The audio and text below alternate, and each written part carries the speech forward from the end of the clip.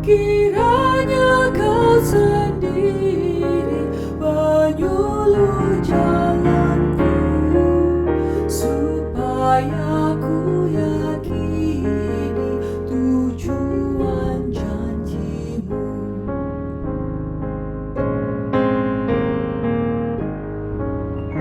Kaum Zion menaburkan kembang di jalan-Mu. Ku ikut mengeluhkan Dikau di hatiku. Ku nyanyi Hosiana, ya Raja tolonglah. Padamu-lah kiranya hamba-Mu berserah.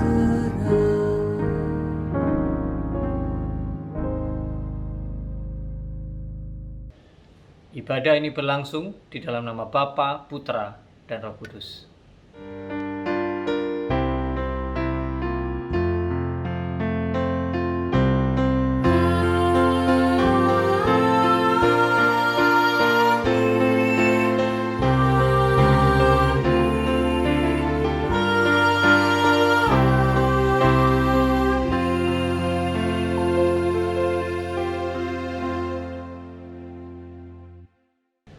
Tuhan beserta kita.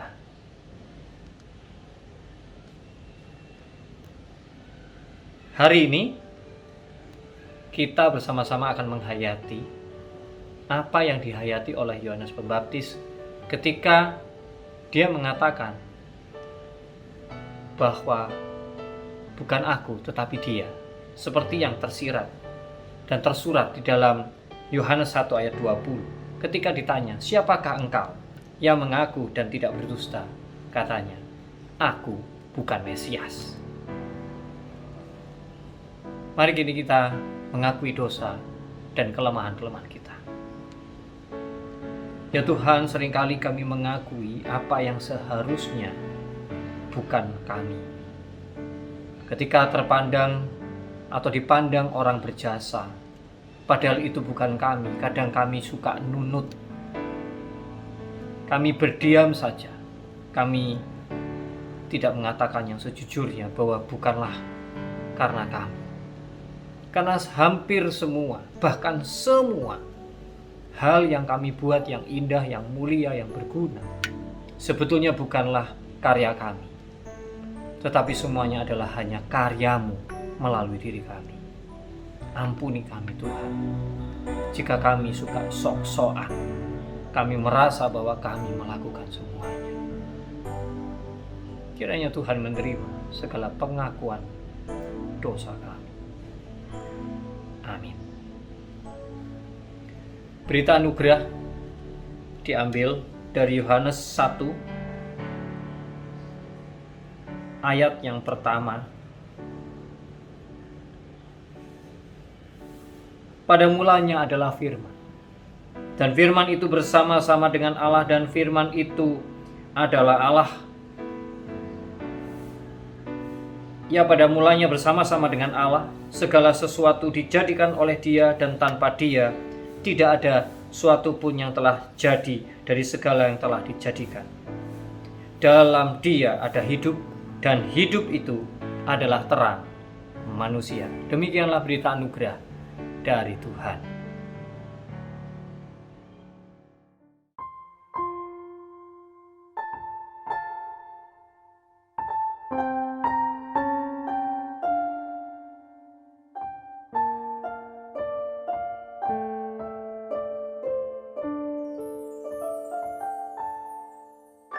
Oh, datanglah Immanuel,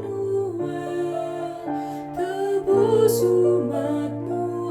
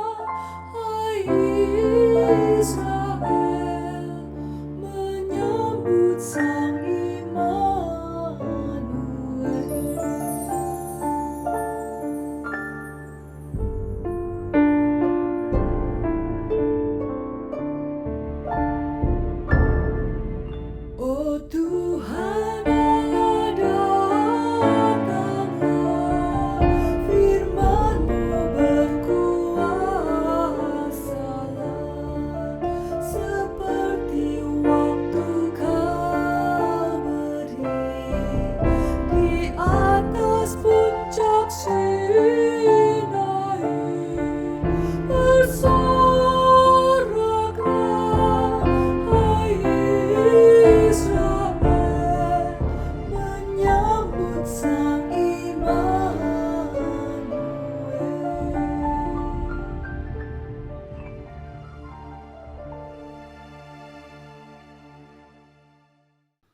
Jemaat yang dikasihi Tuhan, marilah kita berdoa untuk pembacaan dan pemberitaan firman Tuhan. Bapa Surgawi, Allah pencipta semesta alam, Allah yang kami kenal di dalam Yesus Kristus, kami bersyukur dan memuji Engkau bahwa Engkau memberikan kepada kami firman-Mu yang tertulis, Alkitab yang kami miliki. Melalui mananya kami boleh mengenal Engkau, mendengar Engkau yang menuntun kami, memimpin kami, mengajar kami. Singkapkan kebenaran firman-Mu, agar kami boleh mengerti, percaya, dan melakukannya. Kami boleh menyambut, merayakan, dan memperingati kedatangan-Mu ke dalam dunia dengan sepatutnya, melalui mana Engkau yang diagungkan dan dimuliakan. Dan kami boleh makin mengenal Engkau, makin mencintai Engkau, dan makin taat kepada Engkau. Beralaskan Yesus Kristus Tuhan dan Juru Selamat kami berdoa. Amin. Pada hari ini jemaat, pembacaan kita didapatkan dalam Injil Yohanes pasal 1 ayat 6 sampai 8 dan dilanjutkan ayatnya yang ke-19 sampai dengan yang ke-28. Yohanes 1 ayat 6 sampai 8 dilanjutkan ayat 19 sampai 28. Kita membaca demikian. Datanglah seorang yang diutus Allah, namanya Yohanes. Ia datang sebagai saksi untuk memberi kesaksian tentang terang itu, supaya oleh dia semua orang menjadi percaya. Ia bukan terang itu, tetapi ia harus memberi kesaksian tentang terang itu. Terang yang sesungguhnya yang menerangi setiap orang sedang datang ke dalam dunia. Ayat 19. Dan inilah kesaksian Yohanes ketika orang Yahudi dari Yerusalem mengutus beberapa imam dan orang-orang Lewi kepadanya untuk menanyakan dia, "Siapakah engkau?" Ia mengaku dan tidak berdusta. Katanya, "Aku bukan Mesias." Lalu mereka bertanya kepadanya, "Kalau begitu, siapakah engkau? Elia?" Dan ia menjawab, "Bukan." "Engkaukah nabi yang akan datang?" Dan ia menjawab, "Bukan." Maka kata mereka kepadanya, "Siapakah engkau? Sebab kami harus memberi jawab kepada mereka yang mengutus kami. Apakah katamu tentang dirimu sendiri?" Jawabnya, "Akulah suara orang yang berseru-seru di padang gurun. Luruskanlah jalan Tuhan, seperti yang telah dikatakan Nabi Yesaya." Dan di antara orang-orang yang diutus itu ada beberapa orang Farisi. Mereka bertanya kepadanya, katanya, "Mengapakah engkau membaptis jikalau engkau bukan Mesias, bukan Elia, dan bukan Nabi yang akan datang?" Yohanes menjawab mereka, katanya, "Aku membaptis dengan air, tetapi di tengah-tengah kamu berdiri dia yang tidak kamu kenal, yaitu dia yang datang kemudian daripadaku. Membuka tali kasutnya pun aku tidak layak." Hal itu terjadi di Betania yang di seberang sungai Yordan, di mana Yohanes membaptis. Demikianlah Injil Yesus Kristus. Berbahagialah kita yang senantiasa mendengarkan firman Allah dan yang melakukannya. Maranatha.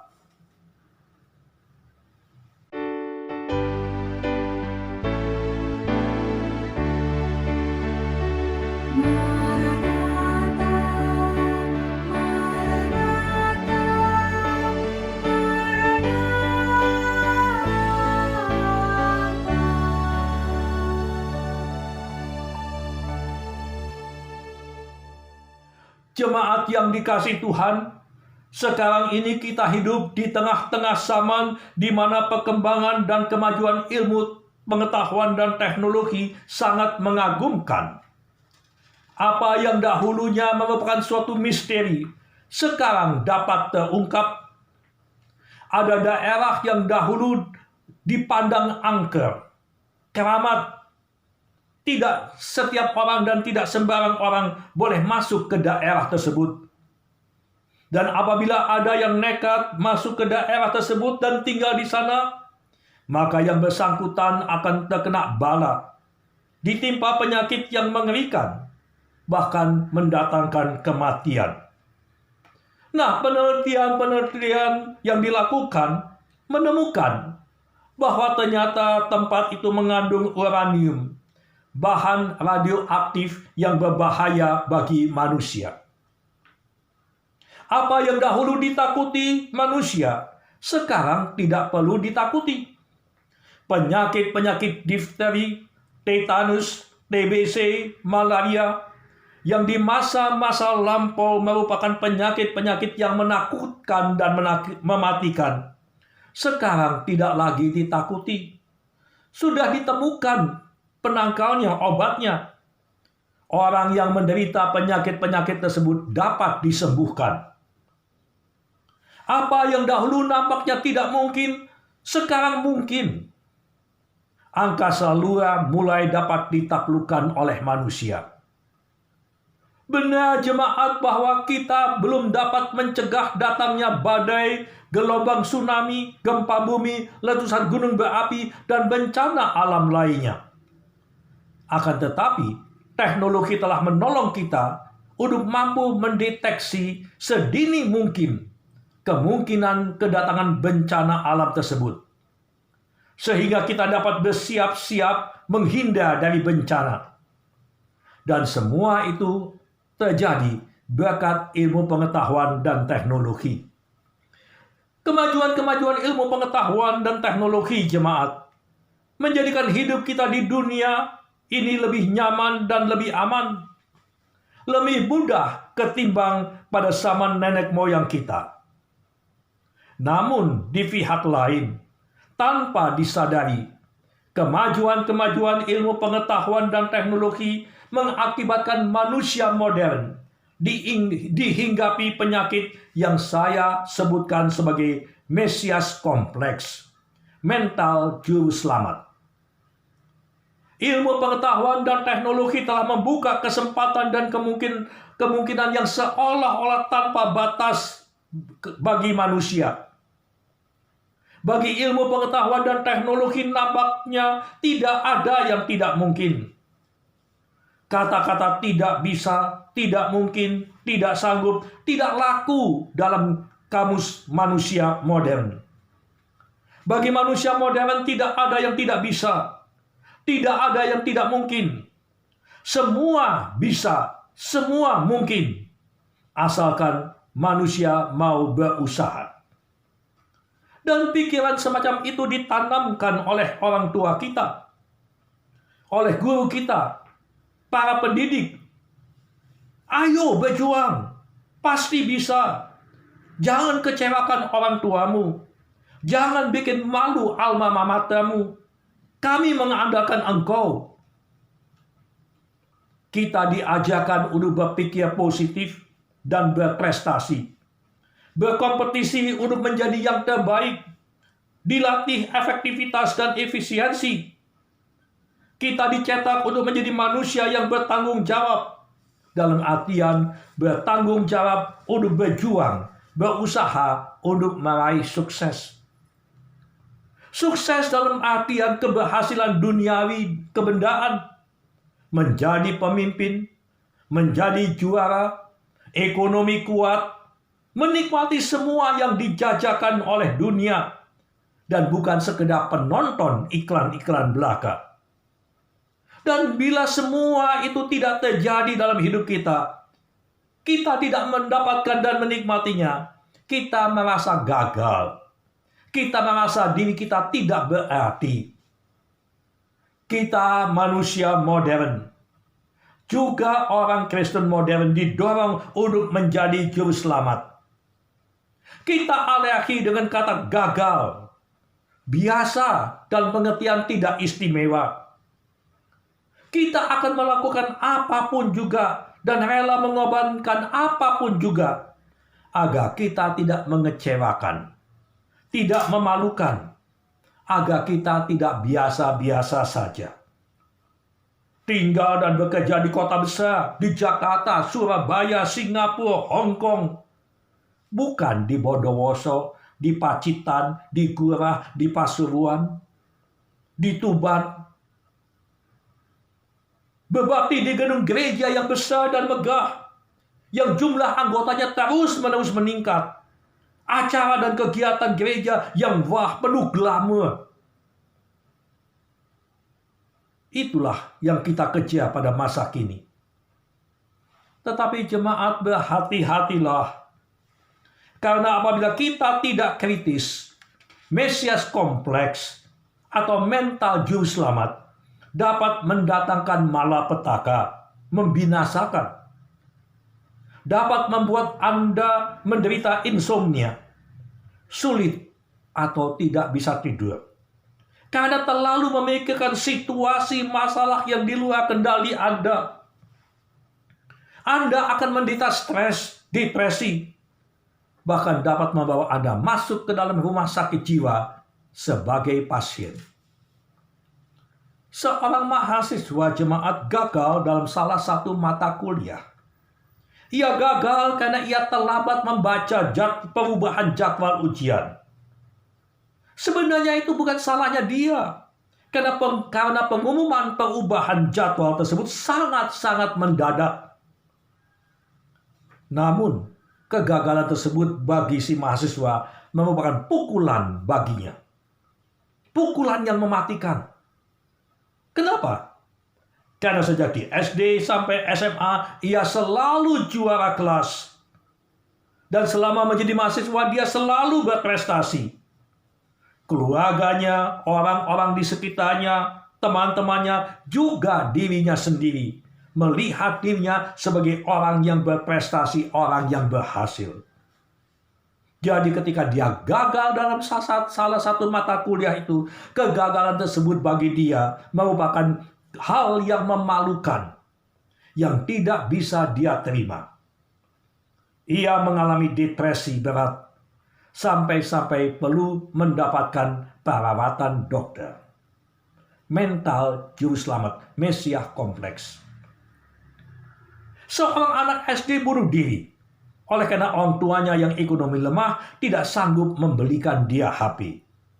Dia merasa malu, dia merasa gagal.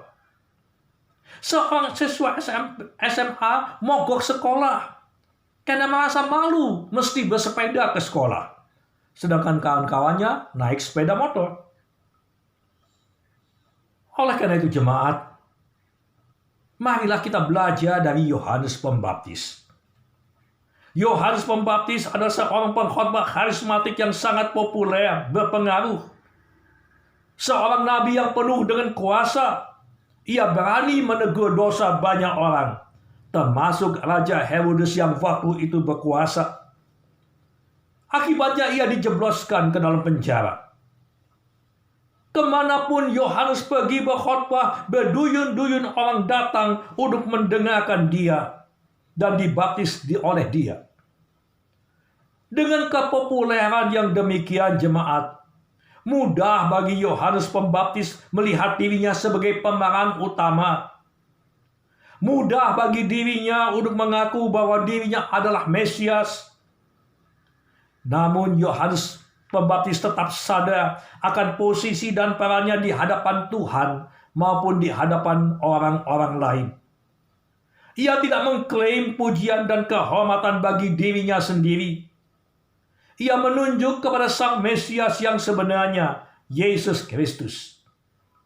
Yohanes Pembaptis tahu benar ia itu siapa dan ia itu bukan siapa.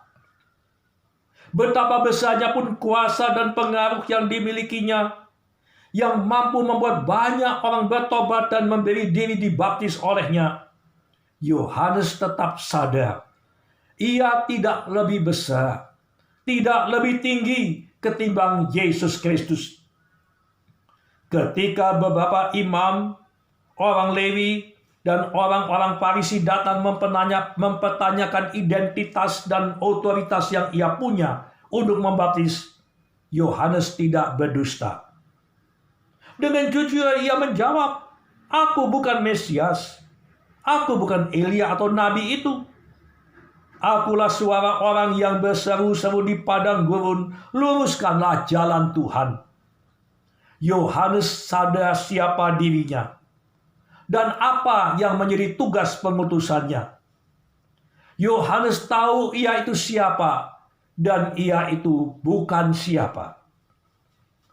Jemaat yang dikasihi Tuhan, apabila kita ingin hidup dan selamat, benar-benar hidup dan selamat dalam artian yang seutuhnya, Anda dan saya harus tahu Anda itu siapa dan anak Anda itu bukan siapa.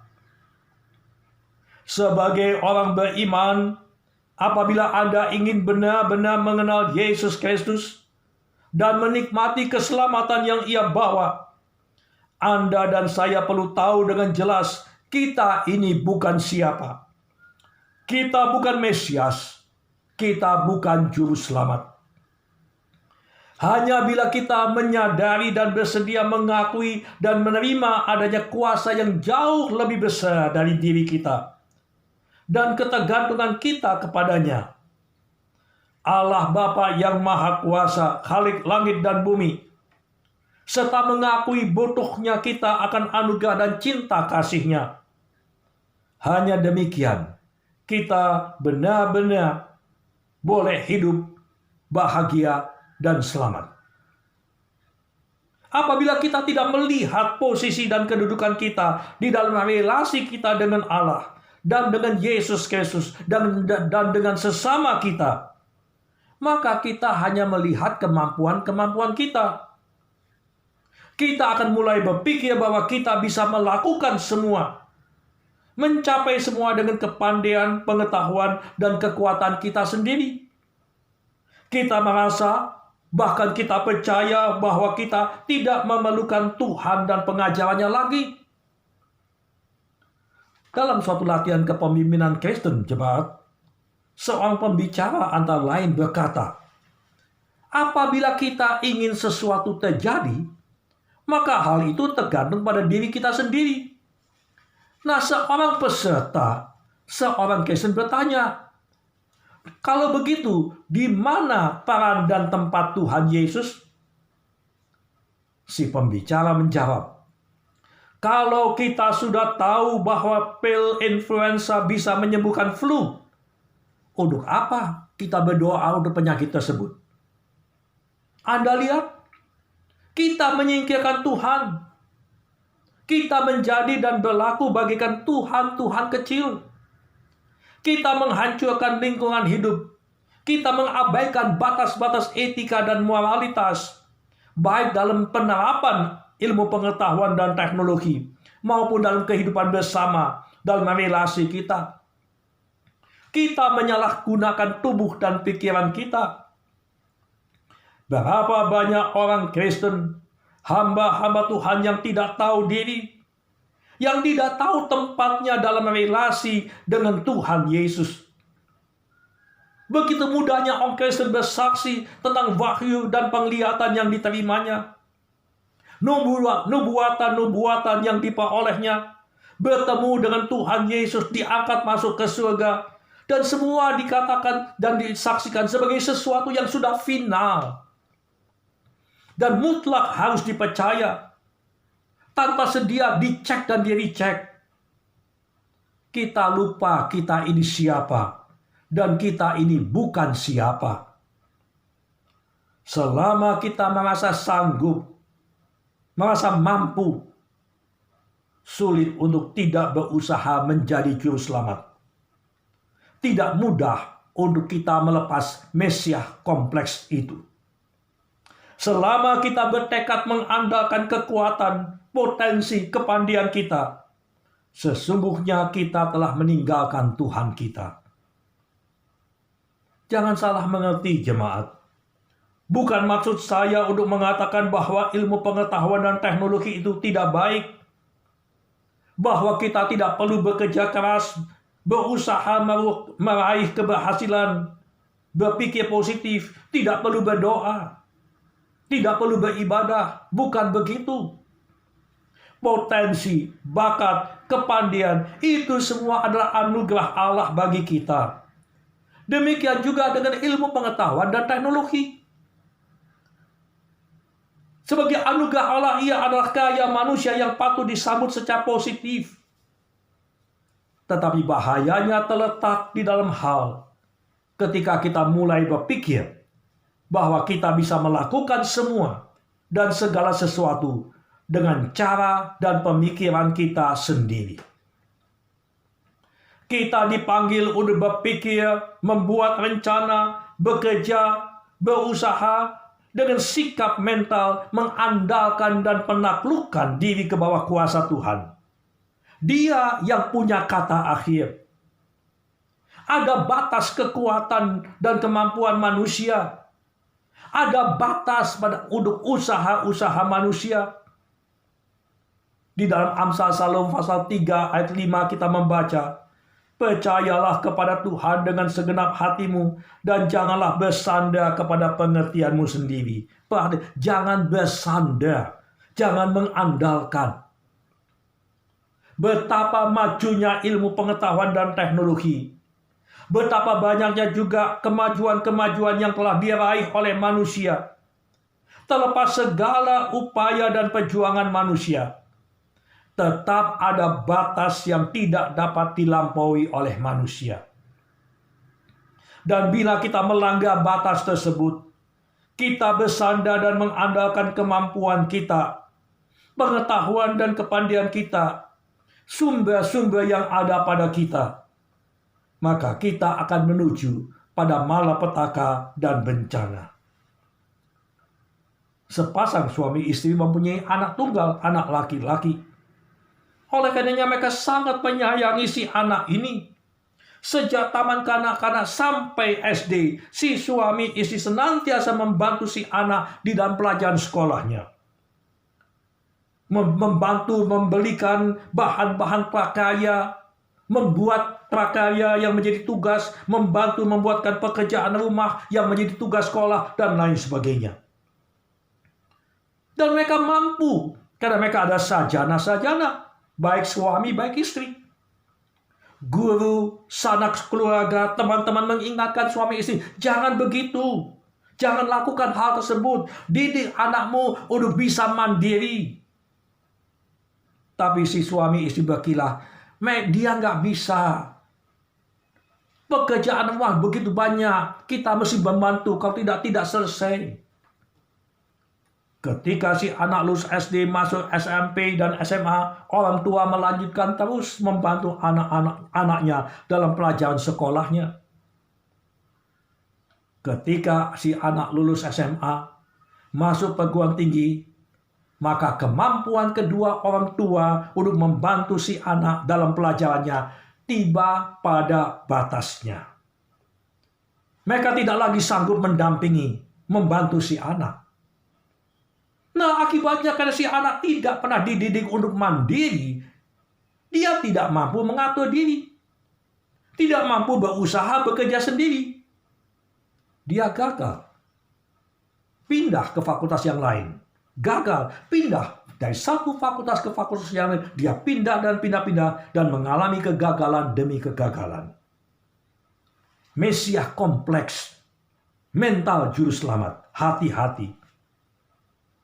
Hanya bila kita sadar akan ketergantungan kita kepada Kristus, bahwa kuasa Kristus jauh lebih besar dari diri kita, mengakui kebutuhan kita akan anugerah dan cinta kasih-Nya, sadar akan dan mau mengakui keterbatasan upaya dan usaha kita, baru kita akan benar-benar hidup, menikmati keselamatan Kristus. Jemaat yang dikasih Tuhan, Kiranya minggu-minggu Advent menolong kita untuk menyadari siapa kita ini. Dan kita ini bukan siapa. Yesus Kristus yang kita rayakan kedatangannya di dunia dalam bulan Natal ini, Dialah satu-satunya Tuhan dan Juru Selamat dunia. Dialah sumber segala kebaikan dan kemampuan yang kita miliki. Dialah pusat kehidupan dan seluruh aktivitas kita, di dalam gereja maupun di luar gereja. Kepada Dia saja kita harus takluk, menundukkan diri ke bawah kuasa dan kepemimpinannya. Sambutlah Yesus Kristus yang datang ke dalam dunia pada malam Natal, bukan hanya sebagai bayi yang lemah dan kecil, tetapi juga sebagai Raja yang Maha Kuasa, Tuhan dan Juru Selamat dunia yang satu-satunya. Amin.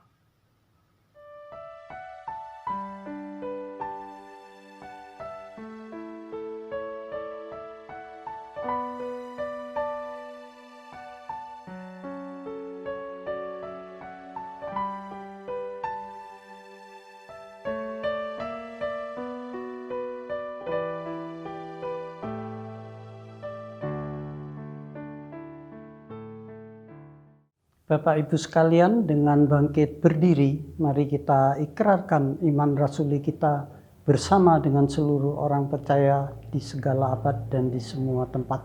Demikian, aku percaya kepada Allah, Bapa yang Maha Kuasa, Khalik langit dan bumi, dan kepada Yesus Kristus, anaknya yang tunggal Tuhan kita, yang dikandung daripada Roh Kudus, lahir dari anak darah Maria, yang menderita sengsara di bawah pemerintahan Pontius Pilatus, disalibkan, mati dan dikuburkan, turun ke dalam kerajaan maut. Pada hari yang ketiga, bangkit pula dari antara orang mati, naik ke surga, duduk di sebelah kanan Allah, Bapa yang Maha Kuasa, dan dari sana Ia akan datang untuk menghakimi orang yang hidup dan yang mati. Aku percaya pada Roh Kudus, gereja yang kudus dan am, persekutuan orang kudus, pengampunan dosa, kebangkitan orang mati, dan hidup yang kekal. Amin. Mari jemaat yang dikasihi Tuhan, kita menaikkan doa syafaat kita. Bapa kami yang ada di surga, puji syukur dan terima kasih kami persembahkan kepada Engkau untuk firman-Mu yang mengingatkan kami kembali akan siapakah kami ini dan bukan siapakah kami ini. Dengan jujur kami mengakui bahwa seringkali kami berlaku sebagai juru selamat dalam hidup dan kerja kami. Kami melupakan bahkan mengabaikan semua pengajaran-Mu. Kami hidup dan bekerja seolah-olah Engkau tidak ada. Ampuni kami. Tolonglah kami agar minggu-minggu Advent yang tersisa ini boleh menolong kami mempersiapkan diri dan meluruskan kembali hati kami, agar kami boleh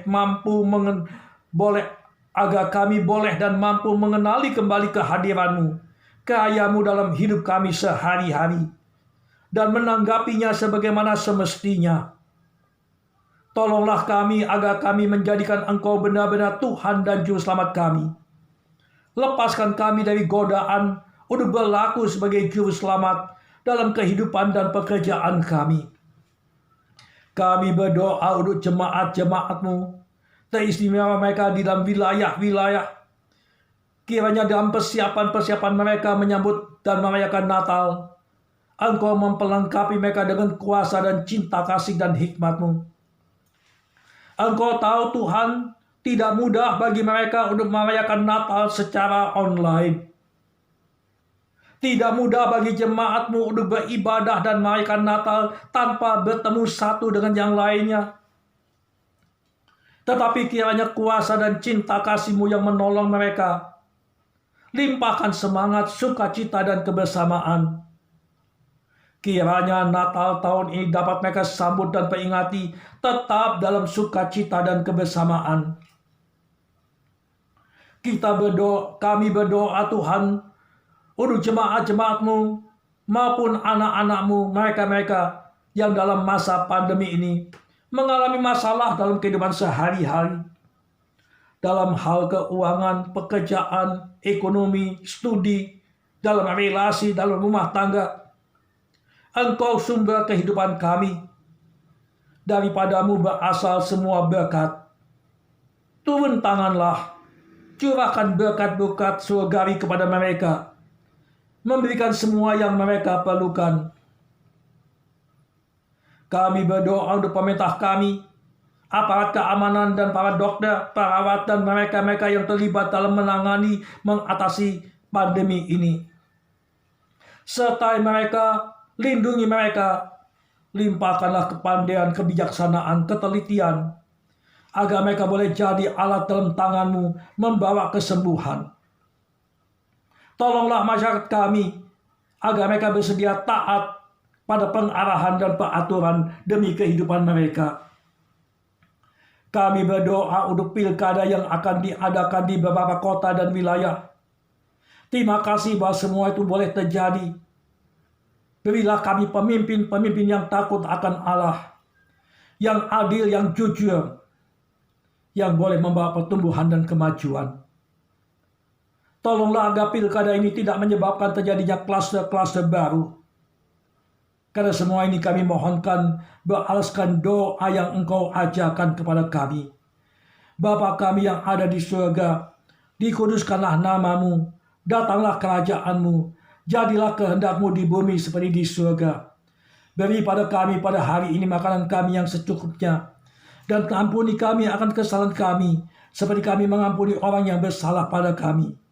Jangan bawa kami ke dalam pencobaan, melainkan lepaskanlah kami daripada yang jahat, sebab Engkau yang punya kerajaan dan kuasa dan kemuliaan sampai selama-lamanya. Amin. Kesempatan bagi kita untuk mengungkapkan rasa syukur kita berupa persembahan. Untuk itu akan saya bacakan ayat untuk melandasi persembahan ini. Hendaklah masing-masing memberikan menurut kerelaan hatinya, jangan dengan sedih hati atau karena paksaan, sebab Allah mengasihi orang yang memberi dengan sukacita.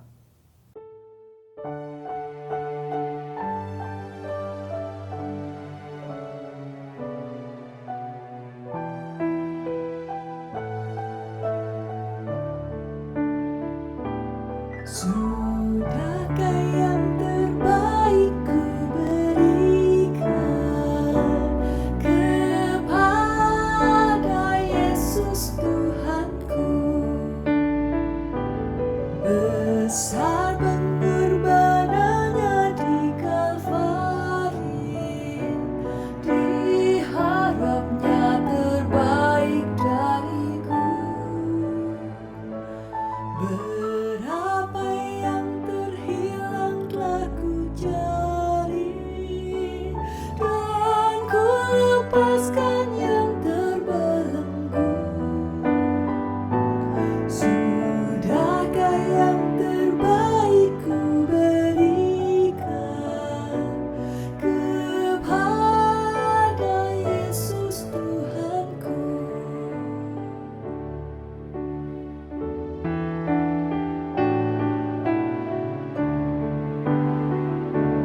Begitu banyak waktu yang terluang, sedikit ku beri baginya, sebab kurang kasihku pada Yesus, mungkinkah hancur pula hatinya? Berapa yang terhilang telah ku cari, dan ku lepaskan yang terbelenggu. Sudahkah yang terbaik ku berikan kepada Yesus Tuhanku?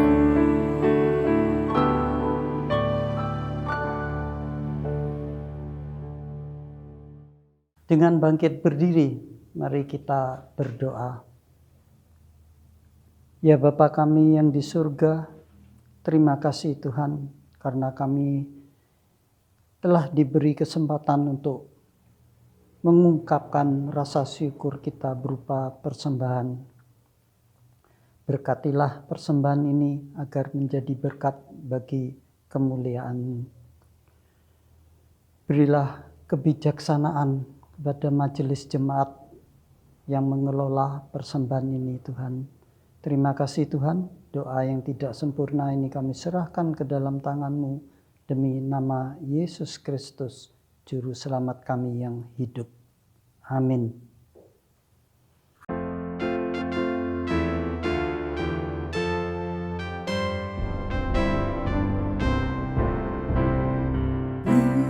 Bukanlah ku, tetapi hanya Kristus layak benar dipuji disembah. Bukanlah ku, tetapi hanya Kristus patut tetap dimuliakanlah. Tuhan, diriku telah Kau raih, Kau hapus dosaku. Tiada yang lebih permai, Kau hidup dalamku.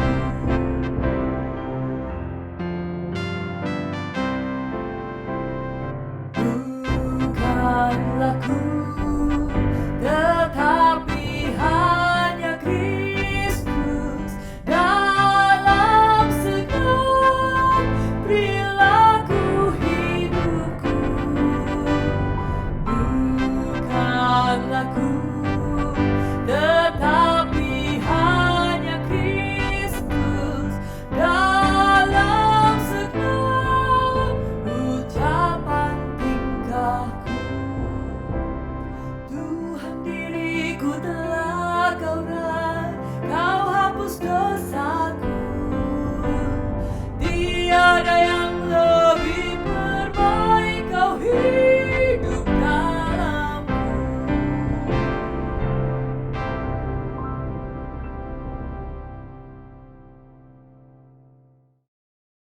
Jemaat yang dikasih Tuhan,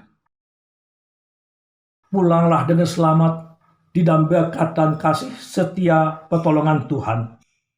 Arahkanlah hatimu kepada Tuhan.